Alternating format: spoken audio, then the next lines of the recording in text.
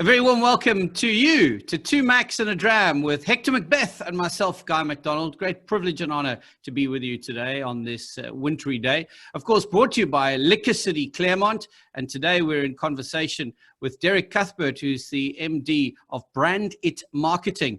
And as you can see from that lovely jacket that he has there, that bit of merchandise that Hector and I are eyeing gleefully. It echoes what's on this bottle. Derek is with us to talk Jura today.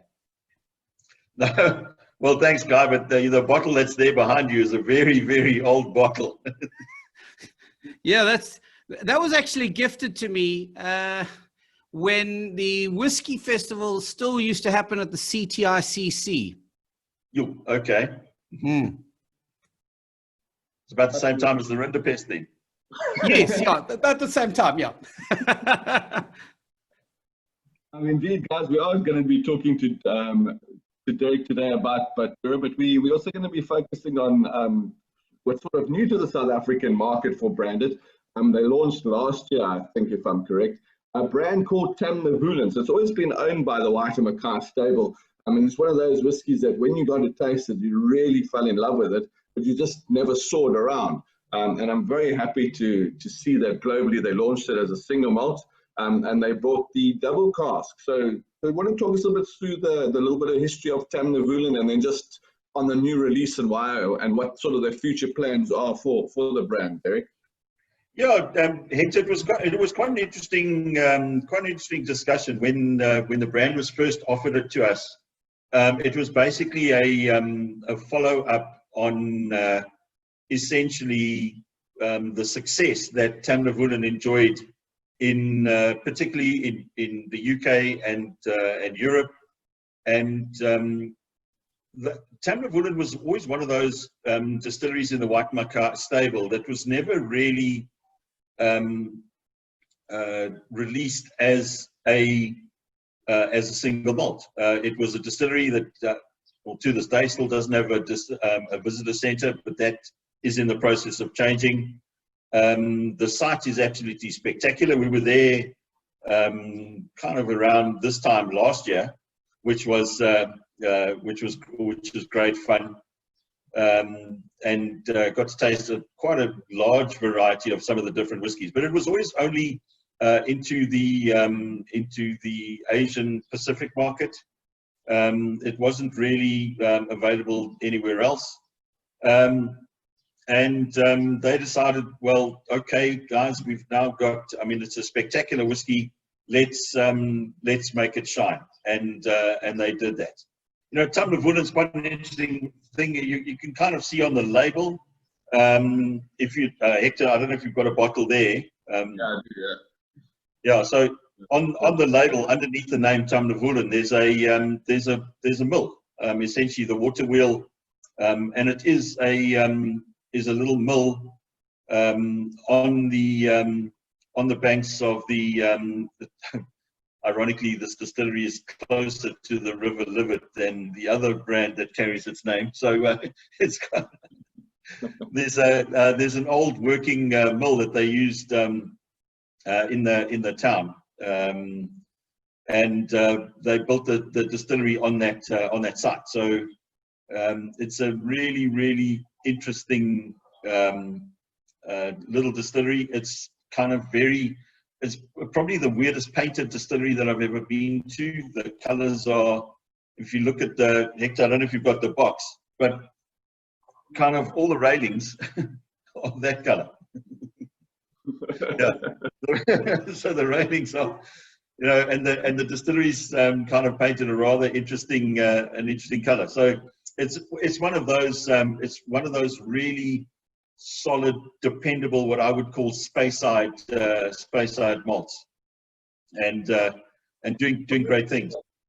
Yeah, I think that's been quite interesting for me just in the short time it's been in market. Obviously, this is a fast-moving brand. It really is taking up market share quickly. But I think that's what they managed to capture. They've captured an old-school look about it, but with a modern take. And the whiskey and spirit itself is a very modern style of whiskey, but it pays homage to that sort of 200 old years of sort of Scotch history behind it. You just feel it's got It's got importance and it's got stature, but at the same time it's relevant. So very interesting. Just a bit of Yeah, color what it does for me, Hector, is that if you it basically takes you the packaging and the liquid take you to the place. And I think if you get a distillery that can do that without being overly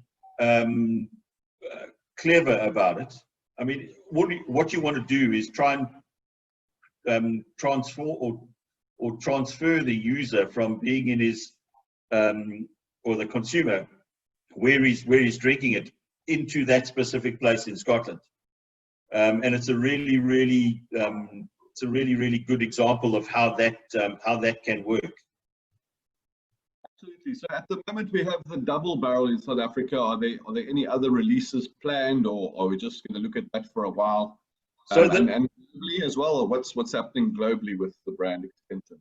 So so in South Africa, so the first launch was double cask. So obviously bourbon and then sherry, which transfers massively into flavor and character. And they're now starting to look at essentially extra sherries, so different types of sherries, Tempranillo casks. They're also looking at a port cask finish. They're looking at some red wine cask finishes as well. But those are all things coming, 2021 and beyond. Anytime from now till 2037. Yeah, probably. Yeah. Depending on how far the virus is spread at the time. Yeah. I think, unless there's something more you want to say, can we jump into the actual tasting of it? Guy, have you got your sample there that I got you? Yeah, I need to pour this, Hector. So. No, it's okay. You're an experienced pourer, I'm sure. just make it. Yeah, I need to go and get my glass quickly. Yeah, so it's a very interesting. I mean, it's almost very typical Speyside on the nose for me. Immediately when you get into the nose of this whiskey, you get this beautiful sort of rich fruity note that characters over there, but then it's got a freshness abound to it as well. Reminds me a lot of different sort of boiled sweets, going into some real rich character, but lots of barley still intact there. And then that sherry note, and it's kind of a cleaner sherry, almost like a fino style, but it's not quite overly fruity like a PX or an Oloroso. It noses more like a fino. Do we know what sherry butts these are, Derek? So these there is an Oloroso influence in here, but it's a very light kind of. It's not overly sherried in terms of that. But the kind of things that you get out of it is, tropical fruits. I get a little bit of pineapple, apples and pears.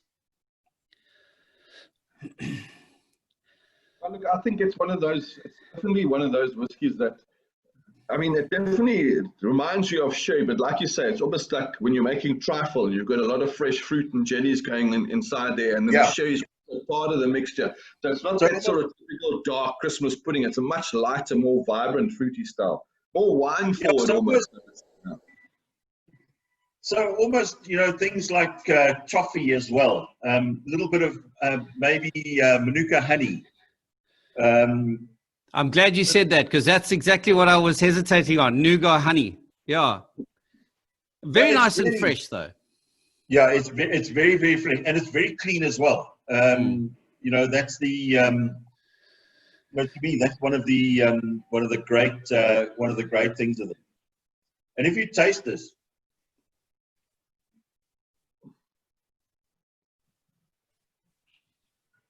you get, to me, pineapple, maybe a hint of brown sugar, but not the sticky brown sugar, the lighter one. Yeah, the lighter one. Yeah. Yeah. I kind of custard note for me, so the bourbon cask comes through first, so give me that sort of vanilla tone, so it gets a lovely custard. And then I've got the burnt brown sugar on the top, so going towards creme brulee. And that's when the spice kicks in, and it's almost like a spiced pear, sort of spiced apple kind of thing that's been in a, you know, if you were to poach a pear in a beautiful Fino sherry, it's almost giving you that style with the dusting of sugar and then sort of brulee. Yeah. Also, beautiful, beautiful, elegant but spicy, long finish, incredibly long finish for quite a young whiskey, I would imagine. Not sure about the age, but it's, you know, vibrant and intact, but really well balanced already. Yeah, interesting. And it's what you'd expect out of a Speyside whiskey. It's creamy, light, kind of tropical fruit. You know, there's no kind of overpowering. The great thing about this is how well balanced it is, because it's extremely well balanced and easy to taste. And I think if you look at the region where it's from, a lot of those guys are using predominantly American oak, and then experimenting with a little bit of French oak and a little bit of sherry. So double maturation is quite common spot of there. But I think they've captured sort of a lighter style of that, and taking it into the spirit is more important than the wood in this whiskey, I feel, and I'm glad they're doing that. I think that is quite important, because I think sometimes a lot of the competition around the river are all about the wood, and I think over here they've kept the spirit intact beautifully and just enhanced it slightly, sort of, you know, the sort of light airbrushing of the whiskey as opposed to sort of overwhelming the whiskey.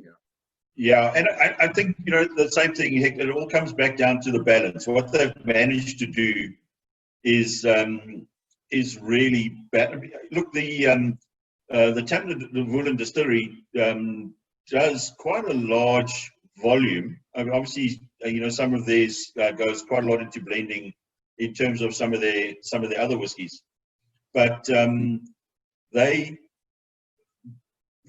decided that they were going to really up their game in terms of how they were maturing, what their casks were kind of going to look like, and they kind of steered it into a direction that they realized they needed to go. I mean, as you said earlier in the conversation, Richard Patterson loves the Tamnavulin, and I think he's very, very happy to see now that Tamnavulin is now becoming a little bit more globally recognized in the markets. I would imagine that a whiskey like this would be quite a welcome entry point for many ladies as well, because of that fresh fruitiness. Would that be part of your marketing to target women with this as well? Yes and no. I wouldn't really want to try and segregate consumers into male, female. Really, it's just about anyone who loves whiskey. Anybody who likes a good spirit. You know, so in terms of you know, the thing that I think we managed to get right here in South Africa was in terms of what our price point is, and look, we launched this. Ironically, the stock arrived just before Whiskey Live 2019, so we essentially launched it to the South African market in essentially in October, November last year. So, you know, with all the COVID kind of restrictions and shutdowns, it's been very stop-start. But you know, it's now gaining traction in the trade in terms of people, once they taste it, they'll buy more and more and more of it. And Hector, I'm sure that you've seen that as well. Absolutely. I mean, personally, we've moved plenty of the stock. It's been incredible. People can't, you know, there's always a skepticism about a price point that you guys have come in at, and they look at it and they go, oh, geez, why is it so cheap? But then they taste it and they realize, wow, you're dealing with a fantastic whiskey, well packaged and just brilliantly priced, you know. Yeah. So you know, people are interested in it because everything's been done well, but skeptical about the price point until they taste it, and then they're so happy that you've undercharged for it. Well, the way the pound-rand exchange rate's going, I think that price point may move shortly. Get stocks now while you can. It's quite interesting when you add water to it as well. How, for me personally, the aroma becomes more, or the bouquet becomes a bit more tinned fruit, and a hint of salt. Would that be right, Hector? Would you say that? Categories. Yeah, I didn't add water to mine because I quite enjoyed that. So I kind of finished that first little bit. But I think what you are, typically when you're getting that sort of earthy note come through, when you do add water, you will get a bit more of the cask note coming through. And Tamnavulin does have that earthy note. It's sort of, when that sort of spice note kicks in slightly, and putting the water in does release that spice and that earth note. Add a quick drop here. Yeah, you kind of do, I don't know, Guy, if you pick up maybe a almost like a faint kind of marzipan character with a little bit of water. On the palate, yes. Yeah. I definitely pick that up on the nose, the marzipan with the water. That definitely, so the almond sort of character really kicks in, and it turns to go nuttiness. And then it does get a little bit praline as well. Which is also, I think, where that sort of that nuttiness, that maybe like you picking up a little bit of salty character with a hint of cat whisper. A hint of cat's bum. Sorry about that. The joy of broadcasting from home, eh?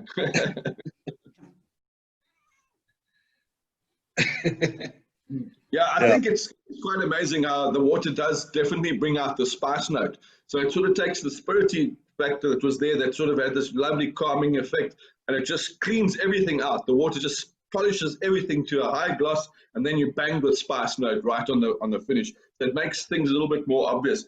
It's almost like the whole thing is just being cleaned up when you're adding on the water. The vibrancy steps up, the clarity steps up, everything just increases with water, and that praline sort of chocolatey nutty note comes through as well. And yeah, I get what you're saying with that salty note. It's definitely a moreish meaty note coming through with the addition of water, definitely.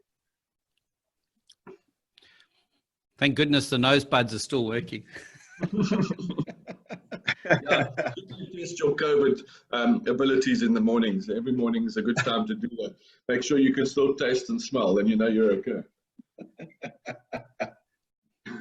Okay, we're going to move on to Jura. So we've had Jura on the show before. For those of you that will remember the prophecy. And then obviously of late, a slight packaging change. So the bottle's got, let me just go this way, a little bit taller, a little bit flatter, but more or less maintaining the same shape, with the Jura much more pronounced on a big black label. So this all happened last year internationally, and I think you also launched this at Whiskey Live last year in South Africa as well, Derek. Yeah, it was here kind of a little bit before Tamnavulin in terms of that. Obviously, we still had quite a lot of that old stock that we needed to clear first. But essentially, so it was around 3 years ago that Jura decided that they were tired of being the third cousin in the White Mackay portfolio, and decided to behave a little bit more like kind of where they come from. You know, they are an island. I don't know if you've been there, Hector, but it is absolutely spectacular. Yeah, it is one of those places that it speaks to you. There is only one road and it leads to the distillery, so you know why you're there. When I last visited there, the actual bar had a South African nudist that he came over to the island because he had read in some book that it was quite a desolate beach where you could bathe naked. And he stayed on for quite a few years in the bar, and he was the bar manager there for a few years. A character, so yeah, he can tell you quite a few stories. I'm sure. You know, so I mean, so the story of Jura is really one about the destination. Where it is. There's only one way to get there, and that's by boat. Whether you fly to Isla and then go by the quick ferry over the Sound. It's remote, and like you say, there's one road, there's one shop, there's one hotel, one bar. And I think the latest estimate, there's about 220 people who live on the island, of which 30 odd of them are involved at the distillery in various shapes and forms. So it's very much a community whiskey or spirit in terms of that. So they decided that at Jura that they were going to kind of behave like an island whiskey.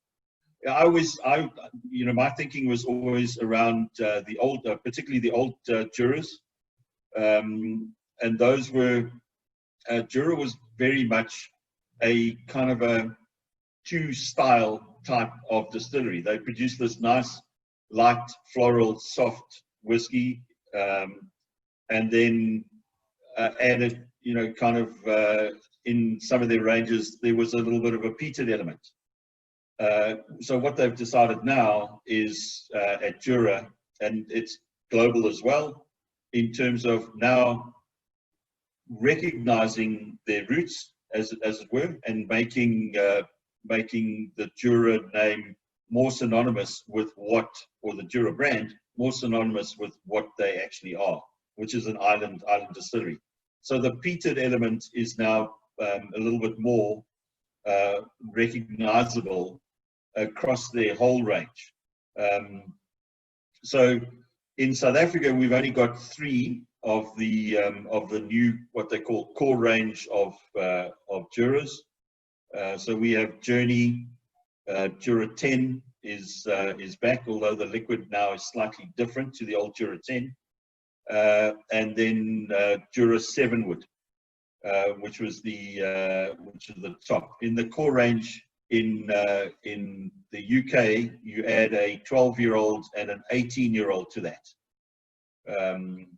And I must admit, the 18-year-old is really, really special.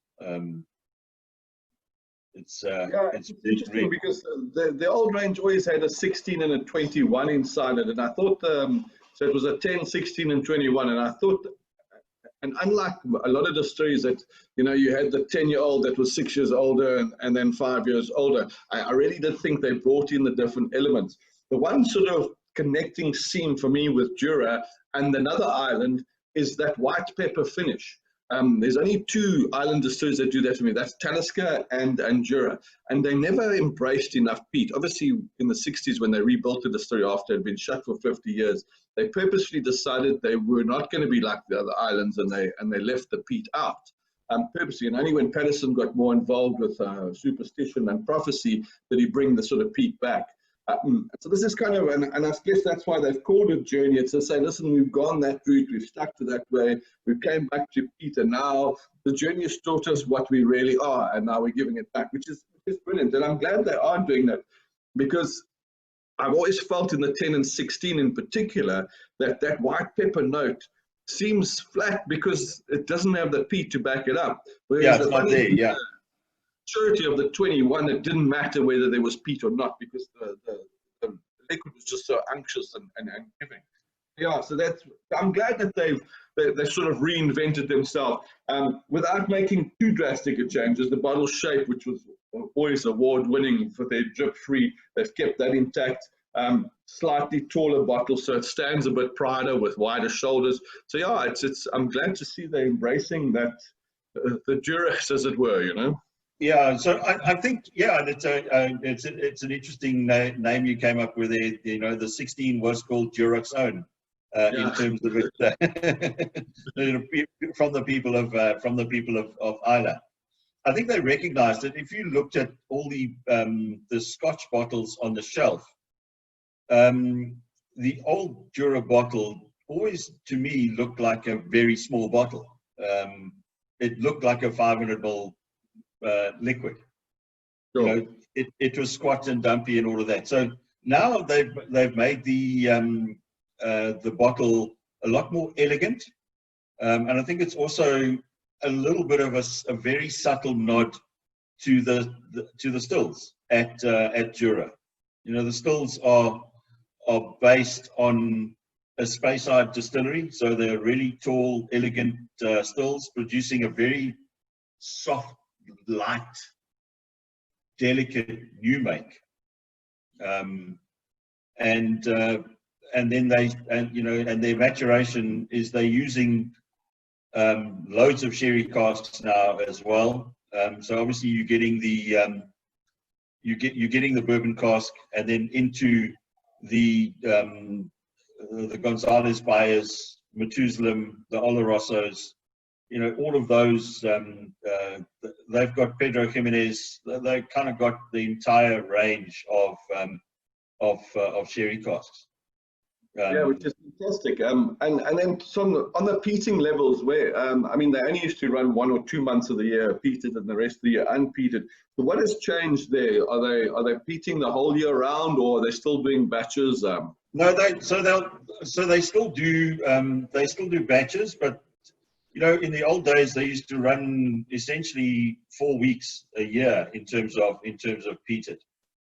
So that has gone up quite dramatically in terms of that. So the peatings, the peat that they're getting on is still very delicate. It's not a heavy peat, and you know, basically maturing that quite a lot in bourbon, and then into those sherry casks as well, to give it a really rich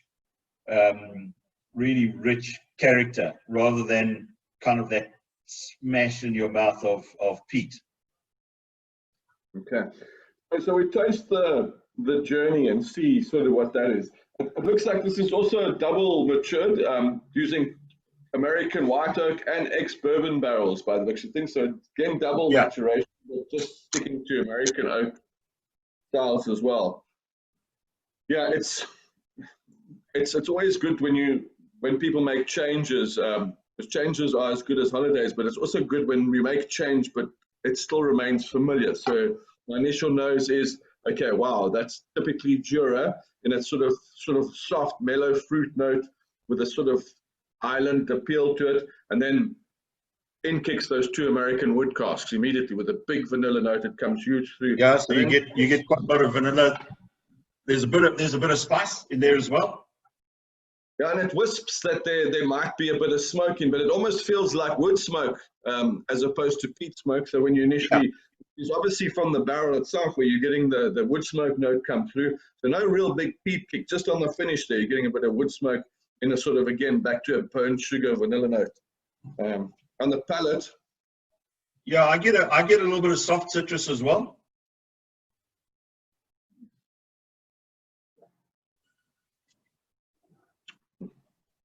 Yeah, the palate is just wonderful. It's what I call just a soft. When you took those soft, chewy fruits, you know, you either like the fruit pastels, which were hard, like my sister, she always liked the hard ones, and then you got the soft one, which I preferred. Now, Jura does that. It's got the same palate, but it's just much more soft and lush. You can really feel the softness coming through on the palate there. Lots of wood influence definitely coming through, but it doesn't kick in like the Tamnavulin kick, quite spicy. This one sort of stays very sort of mellow, creamy note coming through there. The lovely sort of kick. So creamy, yes, Hector. I kind of that vanilla ice cream kind of creaminess that you pick out of it, but it's, you know, kind of eating it out of a good one of those crispy cones. Yeah, like kind of thing. You kind of get sugar cone, yeah, sugar cone. I get like a Toffalux. Remember those sweets, the Toffalux on the palate? Is that kind of ballpark? Yeah, no, definitely. So Yeah. that Creamy vanilla toffee. notes, and then but that lovely rich creaminess that comes through. I would almost go as far as to say you used to get those toffee eclairs that had the little chocolate inside, because right in the finish there is a little bit of that mocha, a little hint of that smoke note coming through. So almost as once you've got this lovely toffee creaminess, and then right on the finish as you hit into the chocolate. But obviously, if you had filled it with a dark chocolate as opposed to a milk chocolate, you'd get that sort of character coming through. I'm kind of missing the sort of signature pepper note. It's there, you can feel it, but it's not as pronounced as what it was in the earlier days. But it's kind of, it's still there, but it's very much in the finish, Hector. You know, kind of as you breathe over it, you kind of while you're talking, you can kind of pick up those little pinpricks of pepper.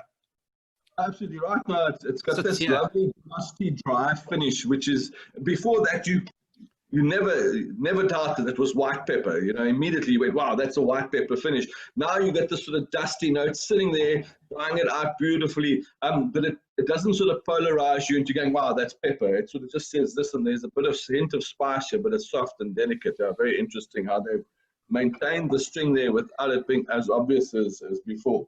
Which I think a lot of Jura's critics, they didn't like that peppery white finish, which I always loved that about the Jura personally. A lot of them didn't like it. I really like it because this whiskey pairs really well with food. It's one of those that people don't often think about because it's not such an overly complex whiskey as maybe the big Islers are. But the fact is that the balance and structural change on the palate is so good. And then when you start pairing that with food, it just really comes to its own. Yeah. So I mean, Hector, one of the things that I would immediately pair this with is a very, very good Scottish smoked salmon. Absolutely. Because this would perfectly offset that kind of oiliness that you get from the salmon. And accentuate a little bit of the smokiness. So you're kind of getting this really delicate sweetness out of the whiskey to kind of go with the salmon, the sweetness of the salmon, but also cut down on the oiliness that you get out of the salmon.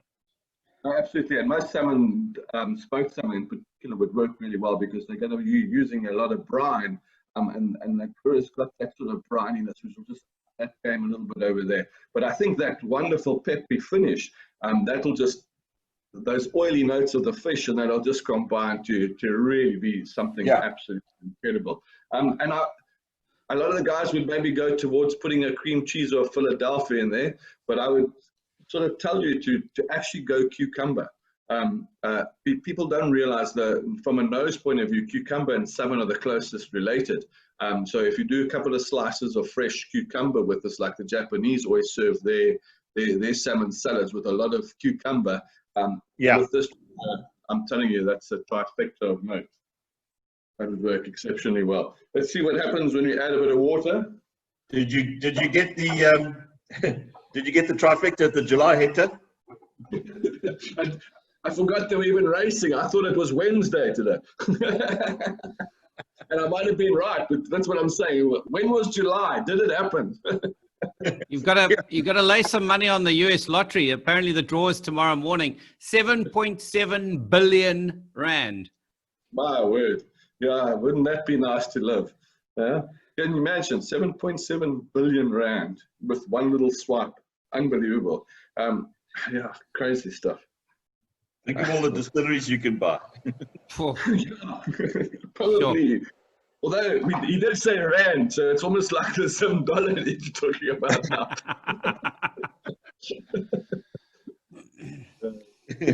Very interesting with the addition of water. Then this takes me back to Speyside, back to those sort of lovely vanilla notes that you get on American oak whiskies over there. It pronounces it even more. The American vanilla style comes through, the toffee comes through, the spice note, everything comes through quite beautifully with the addition of water. On the palate, for me,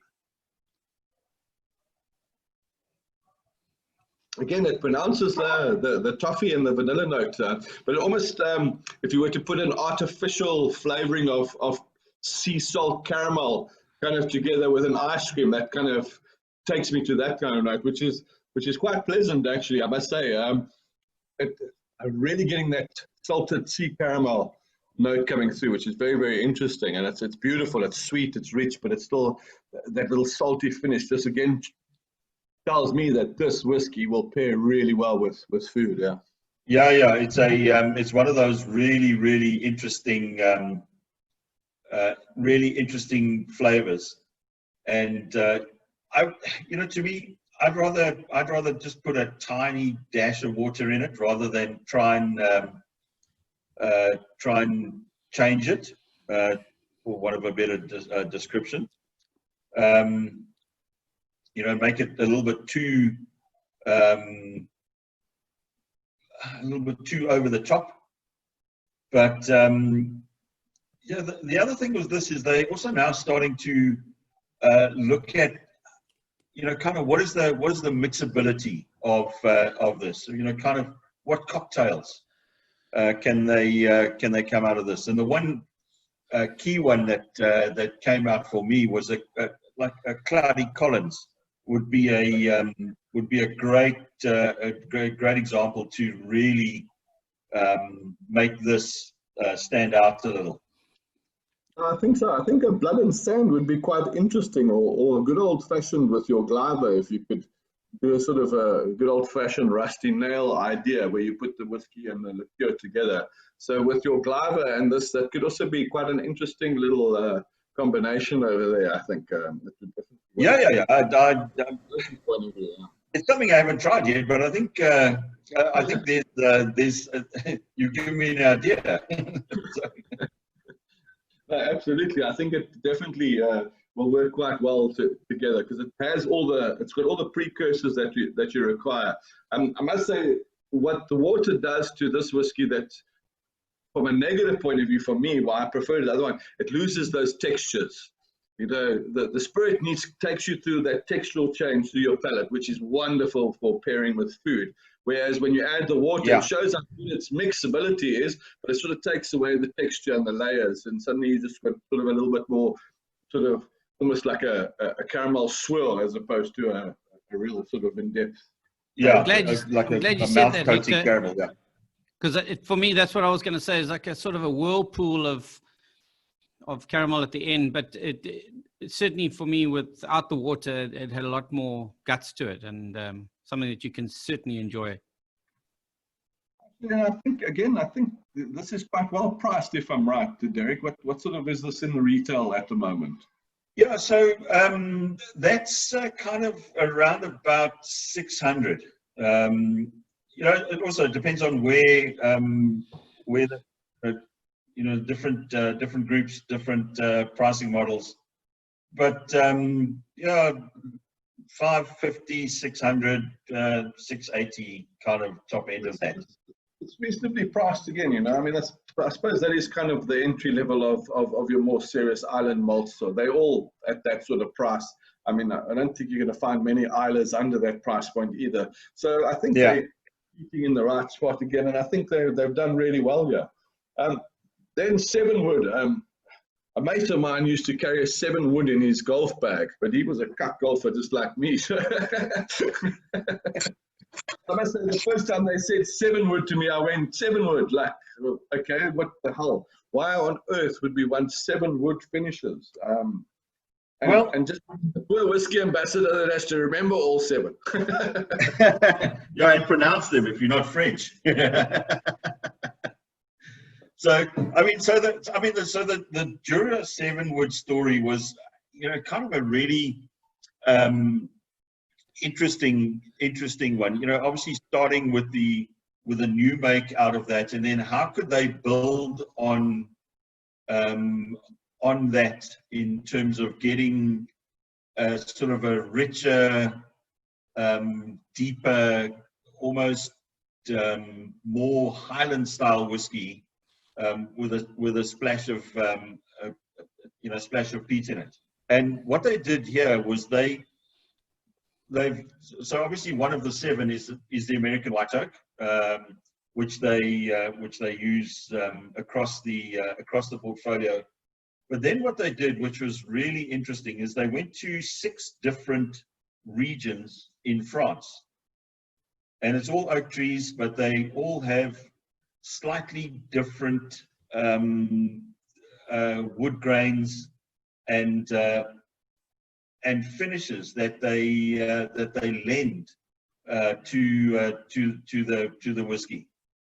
So you know, if you look at so the limousine casks, which will give you the kind of what you would traditionally call the kind of the spicy, the cloves, a little bit of toffee apple, that kind of character.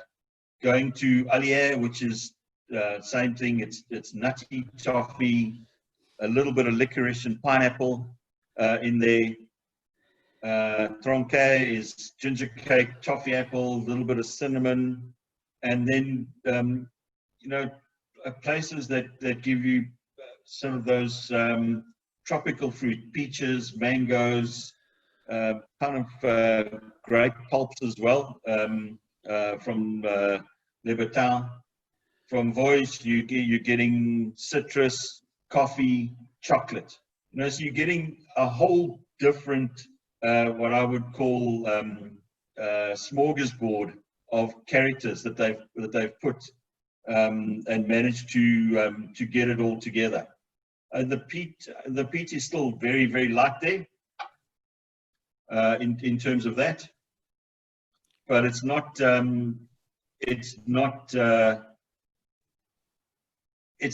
over the top, but it gives you this really nice richness in terms of the final end product. It is one of those things that, I mean, from a South African point of view, if you had come out and said Jura potpourri, I think we would have fully understood what was going on there. And it is amazing as you take us through those woods. So for me, the immediate evidence is that rancio effect that we always find in whenever we're using French oak. Obviously, the fermented grape when they're making cognac and the wood effect gives you that real overpowering sort of rancio effect that you find in Moroccan cooking when they use rancid butter to do that, and it gives all this depth and flavor and character. So that for me is right up front. But then, like you say, it goes into that ginger cake and into the spice and back to citrus, and then comes back to a fruit note, and a little bit of a wine kick in the end again, and then back to the mockers and the Java notes. And a little bit of chocolate, but yeah, it really does fluctuate, and it's fast, it's rapid. It's one of those whiskies that's what I call a modern style of whiskey, where, you know, a person who works every day with 7 screens open and is trying to assimilate information all at the same time, this would appeal to him immediately because it's so obvious. Everything is there and it's ever present, and it's sort of ongoing all the time. But it never gets dominated anywhere. So it's just this sort of ripple effect of flavors that keep changing and going through the glass the whole time. I have to admit, though, Hector, for somebody who's not as experienced as you, it's quite an intimidating whiskey on the nose because of all of the different aromas, and you're not quite sure if you actually know what you're even doing when you nose it because of that rapid change.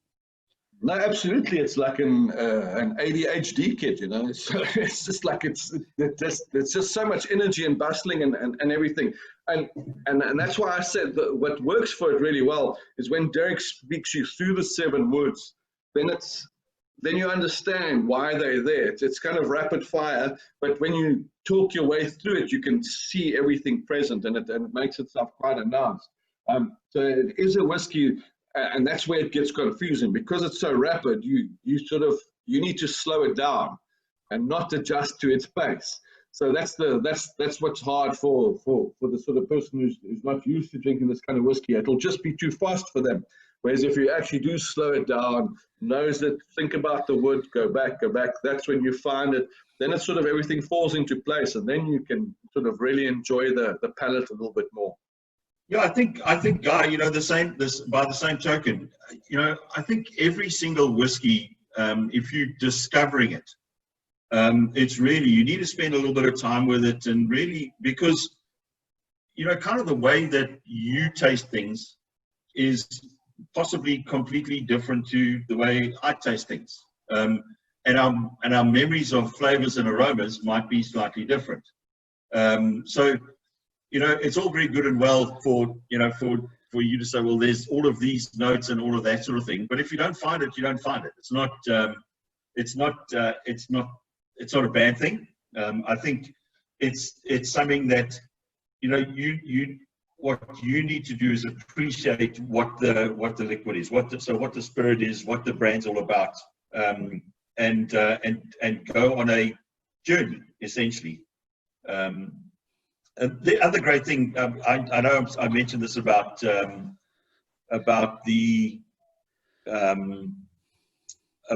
Tamnavulin, but this, to me, these whiskies take me back to the island, and it's really like being back there again. Although the midges you can keep, quite honestly.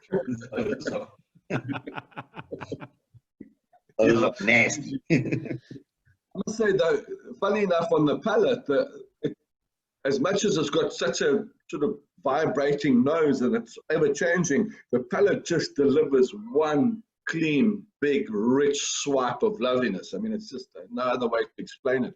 You go in there and it's just, wow, that's so pleasant.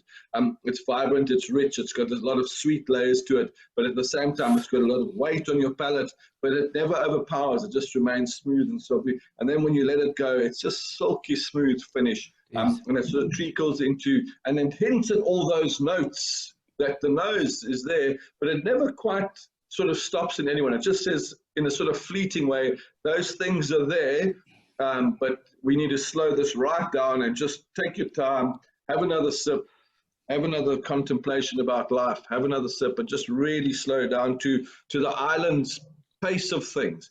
So as much as that wood is giving you a bird's eye view of everything at the same time, the palate is actually sort of really driving through one sort of soul of the island and the slower pace, I think, personally. Yeah, the one thing as well, Hector, I can pick up the licorice is basically in the finish. It's almost like a coating, like a mouthfeel. It's there. You know, that kind of salty, soft, you know, sweetish licorice flavor is there. For me, it's almost a little bit fresher than licorice. It's almost more like a fennel salad.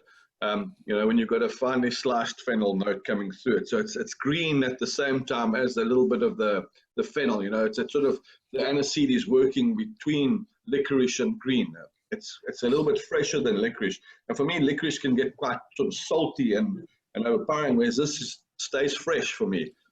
It does have a little bit of that bitter note, so it's almost a bit of chicory in there as well, but a good combination of the freshness. But definitely, it's a whiskey that the nose is so all over the place, but the palate is just like slow down, almost that Zen sort of feeling. It really takes you back to the slower lifestyle of the island. Obviously, with a lot going on it, but just slow down to that pace. Beautiful. Let's see what happens with water. I find water simplifies the nose quite a bit as well. Calms it down for me. Yeah, it does. It almost becomes just yeah, it's very interesting how the nose just almost stops, and it goes back to what sort of typical Jura nose was on the 16, where it kind of marmalade. Like, no, absolutely, like all those old school flavors that you're getting, you know. So a little bit of the rind, the citrus note is there, but like you say, it's sweeter than citrus, but darker. And again, immediately. We were talking about mixability earlier. This, with the water addition, talks old-fashioned to me, exactly how we would make an old-fashioned whiskey, with a little bit of orange, bitters, and ice, and a good lot amount of stirring. Yeah, definitely. Yeah, so there's a you know, kind of obviously they so they have the one thing that that when we were at the distillery and we tasted it like this, so it's basically straight up. And then you put a slice of cucumber into the into a water, and let it infuse for a little, and then you taste the two one after. So you taste the whiskey, and then you have a tiny sip of that cucumber water, and it really opens up the different flavors and characters that you get in the Jura 7 wood. That is amazing. No, you often think to yourself, like, 7 wood is too much wood, and on the nose, it certainly, if you're not focused, it definitely will become a little bit overpowering. But Yeah, the singular master stroke of this takes all of that energy and just puts it into one clean delivery, and very good. Yeah, I think has this won some awards yet, Derek? Do you know? I haven't seen any recently. One of the interesting other cocktails that came out of this is it's a drink called the Magnificent Seven, which is essentially 7 wood, so equal parts 7 wood and Chablis, Okay. and a little bit of agave syrup, kind of a splash of agave syrup, put together, and it's a really good kind of after dinner digestive. No, Can definitely sounds like a plan. Yeah. Can I take us maybe a bit backwards and ask Derek, in terms of the 7 wood and the 7 cask, why did they go for that lucky number? It's my birthday, by the way, so it is a lucky number. But what was 3 cask finish, 4 cask finish not cracking it, or what was the reason for going all the way? So it was something that they wanted to really go, and because there's no sherry cask finish in here, it's all French oak cask, so no sherry. You know, some of the casks are, or some of the woods are a much tighter grain. They produce a lot more complex spicy notes rather than the kind of the softer grained woods that produce that really sweet toffee caramel kind of notes. So they're putting, you know, and it was it was a project that they started probably about 6 or 7 years ago, in terms of doing their getting that started, and basically traveling to France and starting to develop all of those characters, and seeing, you know, how does the spirit react in those different types of casks. So I mean, it was a very long process, and it was really designed to really what I would call up the game in terms of the casks that Jura has in terms of their maturation policies. Thank you. Well, I think it's also quite. I mean, the French oak is expensive, so I think what I'm sort of getting from Jura is, like, they're tired of being the sort of plebs, you know. They're looking for a little bit more elegance, a little bit more class, and I think in everything that they've done, in the way they've changed their package and restructured this, they've always known they make seriously good whiskey. I think they just wanted to be taken a little bit more seriously and put through a little bit more of a luxury sort of vibe to their brand. And I think the packaging has definitely ticked the box. And I think, you know, in the American market, if you want to talk luxury, then French is the way to go. So I think they've ticked the box there too. Yeah. It might get a bit lost in other markets, but I think the Americans are going to absolutely love this stylistically, and also that French approach and so on. There are quite a few guys at the moment trying to get into French oak, but it's an expensive exercise. But I think that's part of the of Jura to say, listen, we're not the third poor cousin. We actually, you know, we're as luxurious as what Dalmore is. So you know, give us a look in, and I'm glad they're going that route, because I think they do have really good basics in place, like you say, typical Speyside distillery looks and build wise, that can deliver an elegance much more than the 200 people that live on a little island that George Orwell famously wrote 1984 on, you know. Yeah, exactly. You know, but funny enough, you know, you kind of ask some people today, you remember the book 1984? No, I wasn't born yet. Sad that that's not prescribed reading. Oh, yeah, it is sad. It is sad. But you know, once you've stayed on Jura for a while, you kind of understand how he wrote that. Somebody's watching me. I think those are the 15,000 deer on the island that were all staring at him. That's why he got tired. Yeah. Derek, thanks for catching up with us. It's always a pleasure talking to you. We're going to be giving away a wonderful prize as well of the full range, which I don't know if people can see it there, in miniature form. So we've got the 10-12 Journey 7-wood and the 18-year-old, plus a little bit of information. I like that they're a long way from ordinary. I think it's a long way from everything, never mind ordinary. So yeah, definitely we'll have that as well. And I think we're going to stick in a bottle of Tamnavulin as well as the prize for this week. So watch us on the social media space. We will be posting a question over there. And yeah, that's it. Nice catching up with you. Can I enter? Can I enter? No, you can enter. You just can't win. Yeah. Yeah, how would you get it to me anyway? Exactly, yeah. After lockdown, apparently. Yeah. Great. Hector, great catching up. Guy, nice to see you again. You too, Derek. Thank you very much for the insights. Very fascinating journey today. And thank you, Hector, as well, for your wealth of knowledge as always. All right. So I think that's us for this week. So until next time. Slang Java. Slang Java.